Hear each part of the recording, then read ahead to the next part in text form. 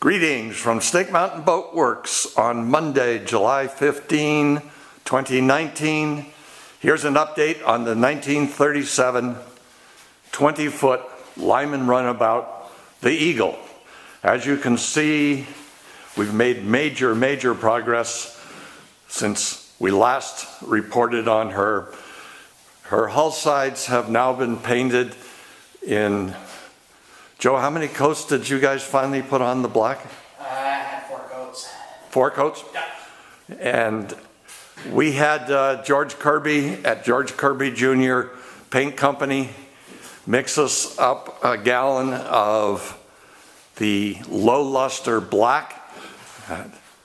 We didn't want to paint this a high gloss black color. First of all, it would show every single sin, but also our test with the high gloss black, it just kind of looks cheap, where this is elegant and commanding. I can't wait to see her in the water.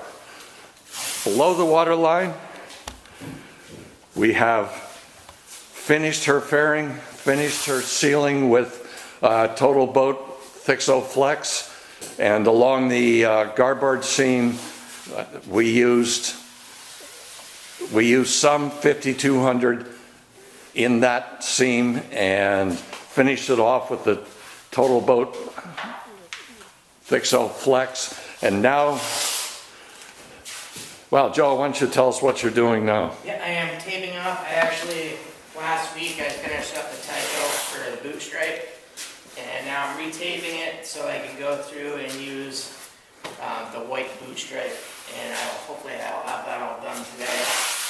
Usually we'll do 2 to 3 coats depending on how long the coverage is. And right now, like I said, it's all getting retaped because on these lap straights, if you don't retape it after every coat, you're going to get runs throughout the paint, which you don't want. And here you're switching to the blue tape from the frog tape. Right, that they just, when I use my roller, it's giving the added coverage. Not so much for, you know, my line, because the frog tape will hold the paint usually. Right. If applied correctly.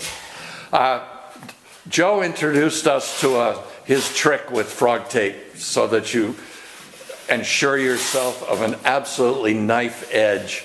The trick is to get that tape to adhere right along its edges. And I walked in one day and Joe had what was it, a heat gun in your hand? Yep, just a little bit of a heat gun. The frog tape actually has an adhesive that it's supposed to, when any time of moisture gets to the bottom side of the paint, it's supposed to expand so that way nothing will get through the edge. But if you actually read the label, they want you to either use a lot of friction to warm the tape as you're applying, or use a heat gun at very low temp and just go over it once and then go over it with your hand or a credit card or even a squeegee just to ensure that it's very tight. So one of those plastic squeegees that we've got that we use for removing vinyl. Right, those work great. Yeah. So we'll let Joe keep taping. And in a few days, the Eagle is not going to be flying quite so high. Once we get this boot stripe in place, we'll put her back in her straps, lift her up, remove all of these very tall jack stands, and set her on boat dollies so that we can begin working on her decks, covering boards, and interior. We have quite a bit of work ahead of us there.